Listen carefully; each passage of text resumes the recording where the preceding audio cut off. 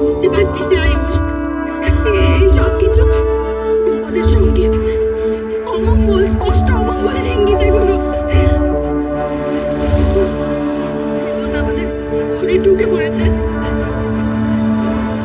আয়ুষ, আমাকে বলতো এই কদিনের মধ্যে এমন কিছু ঘটেছে যেটা যেটা আগে কখনো ঘটেনি, অদ্ভুত, অন্যরকম। তুই ঠিক আছিস তো?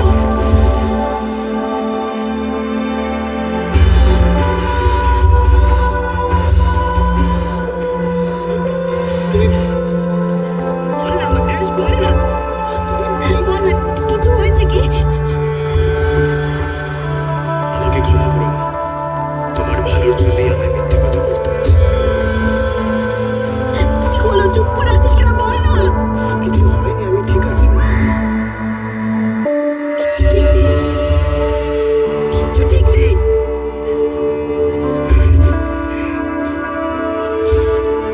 শান্তি চল, তুই জেগে বস না কেন?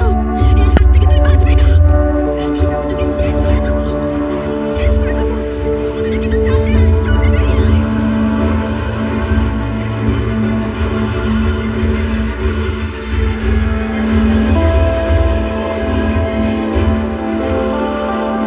আমার ছেলের কোনো ক্ষতি করতে তোকে দেবো না।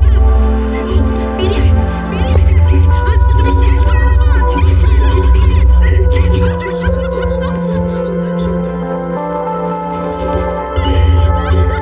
কি হচ্ছে কি? তুই একটু সামলাও, বাড়ি ভর্তি লোক রয়েছে।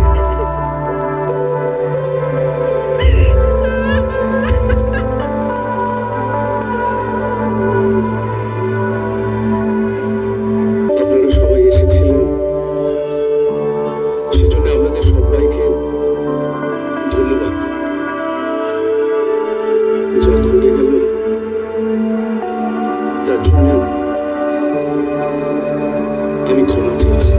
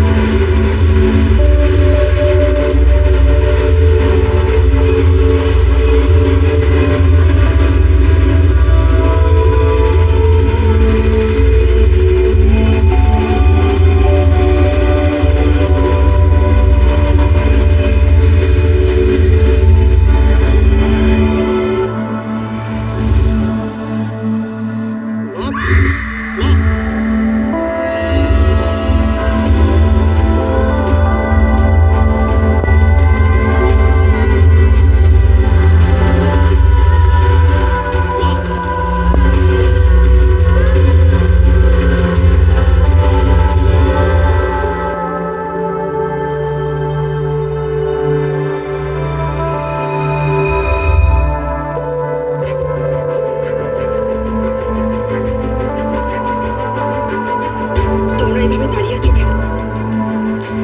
আমি আমি ঠিক আছি। যদি ঠিক থাকতে এই কাণ্ডটা তুমি করতে না। চেঁচামেচি করে সবার কাছে কি প্রমাণ করতে চাইছিলে তুমি? এত বছরের পুরনো একটা ঘটনা কেন টেনে আনছো? লোকজন কি ভাবছিল বলো তো? কে কি ভাবছে আমি সেটা নিয়ে ভাববো না, আমি আমার ছেলে বিপদের কথা ভাববো। ও আমাদের বাড়ির ভেতরে ঢুকে পড়েছে।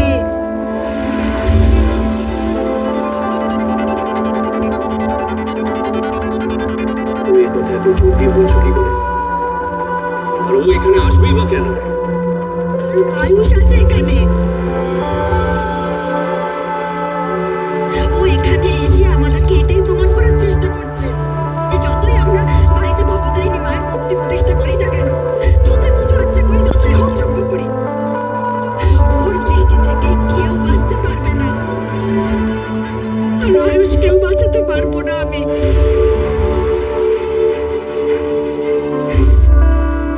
মনে নেই তোমাদের? ওই ডাইনিটা আমাদের কি বলেছিল? একবার যে বাড়ির উপর পড়ে, সেই বাড়িকে সর্বনাশের হাত থেকে কেউ বাঁচাতে পারবে না। আমি ডাইনির নজর থেকে তোদের কেউ বাঁচাতে পারবে না। তোরা যেখানেই যাবি, আমার নজর সবসময় তোদের উপর থাকবে। শেষ হয়ে যাবি তোরা। শোনো, এই সব কিছু হঠাৎ করে ঘটে যাওয়া কোনো ঘটনা নয়। ও তখনই এই বাড়িতে পা রেখেছে যখন আয়ুষের রাহুল মহাদশা শুরু হওয়ার মুখে।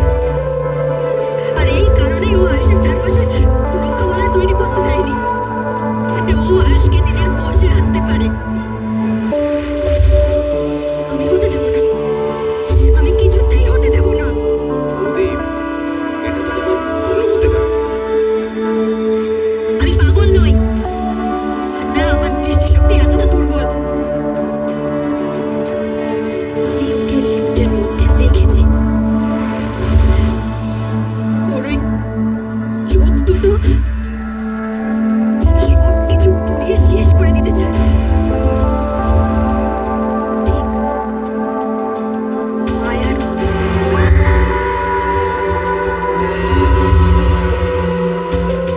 কিন্তু দিদি, এটা কি করে সম্ভব? ওই ডাইনি তো অনেক আগে মারা গেছে। তোরা কেন আমার কথা বিশ্বাস করছিস না বলতো? সবকিছু জেনে শুনে যদি তোরা বিশ্বাস না করিস, তাহলে আয়ুষ কেন বিশ্বাস করবে? আমি ওকে কি করে বোঝাবো যে সামনে ওর অনেক বড় বিপদ? আমি মানছি, আমি কোনোদিনও আয়ুষকে বলতে পারবো না যে ওর মা একটা ডাইনি ছিল। কিন্তু ডাইনির বিপদ থেকে যে ওকে সাবধান করতেই হবে। দাদা, আমার মনে হয় তুমি জেঠিমার কাছে আছে। আমি জানি মা কি বলবো। এর সাথে ওই রাহু মহাদশা এসব জুড়ে দিয়ে আমার ঘর থেকে বেরোনো বন্ধ হয়ে যাবে।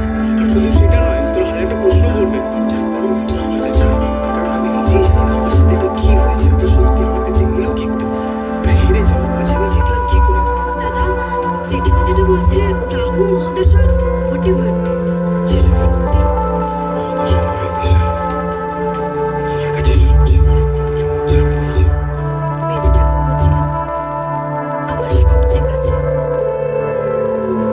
আমাকে না বলে কখনো কিচ্ছু করতো না। কিন্তু ওই মহিলা আসার পর থেকে সব কিছু পাল্টে গেল। মনে আছে তোমাদের? সেই বছর ব্যবসায় বিরাট লোকসান হয়েছিল। তারপর অনেক চেষ্টা করে তোমরা একটা সরকারি স্কুল বানানোর কন্ট্রাক্ট পেয়েছিলে। মনে আছে দেবশ্রী? সব মনে আছে। দেব জেদ ধরল। ও সমস্ত ম্যাটেরিয়ালস সুন্দরনগর থেকে নিয়ে আসবে, তাকে নাকি খরচ করতে হবে। কিন্তু তখন তো আমি বুঝতে পারিনি ওর সুন্দরনগর যাওয়াটা কত বড় ভুল ছিল। সাবধানে যেও কিন্তু। যদি তুমি এত চিন্তা করছো কেন? আমি কি বাচ্চা ছেলে নাকি যে হারিয়ে যাবো? পৌঁছাকে ফোন করে দিস। এই না, এতে তোমার জন্য খাবার আছে, তোমার প্রিয় খাবার, লুচি আর আলুর দম। বলছি, সময় করে খেয়ে নিও কিন্তু, অনেক যেতে হবে তো। হ্যাঁ, সময় মতো খেয়ে নিস। লম্বা জার্নি, 3 ঘন্টার রাস্তা বলে কথা। হ্যাঁ হ্যাঁ, যত পারো খেয়ে নিও, ইয়ার্কি ঠাট্টা করে নিও। জানো, প্রথমবার না একা একা বাইরে যাচ্ছি, আমার কিছু চিন্তা হয় না। তুমি এত চিন্তা করছো কেন? বললো তো পৌঁছে ফোন করে দেবে। আসছি।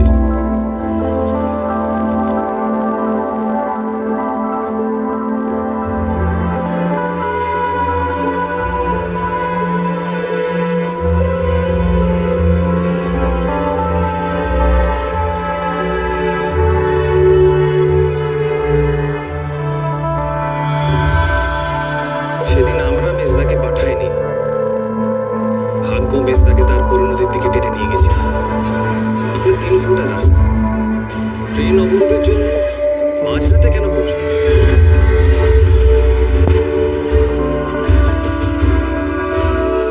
ডাইনি তার শিকারকে ফাঁদে ফেলার জন্য ডাইনি চক্র বেঁধে রাখে।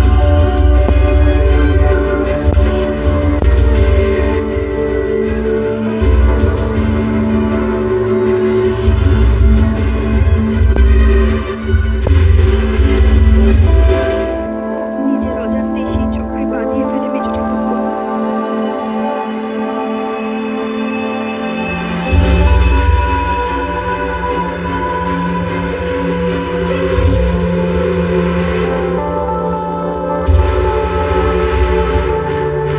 আর সেই ডাইনির নজর ওর ওপর পড়ে।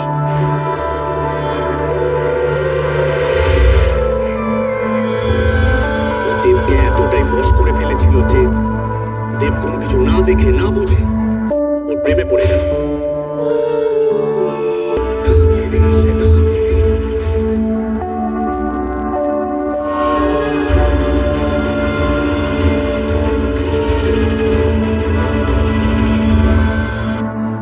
এভাবে বেশ কয়েকটা বছর কেটে গেল। আর তারপর একদিন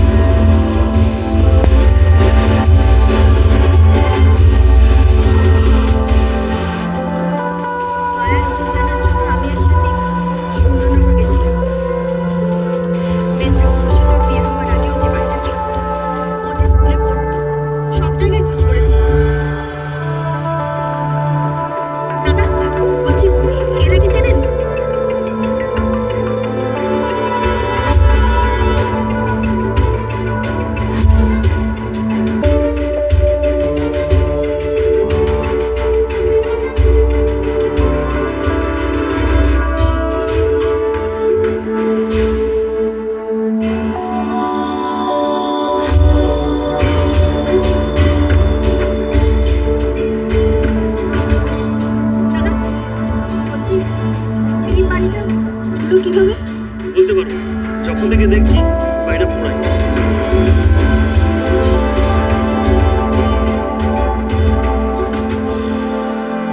ভাগ্য ভালো ছিল তোমার মতো সে ব্যাটার সঙ্গে তোমাদের দেখা হয়ে গেছে, না হলে ওই ডাইনির হাত থেকে আমরা কেউ বাঁচতাম না।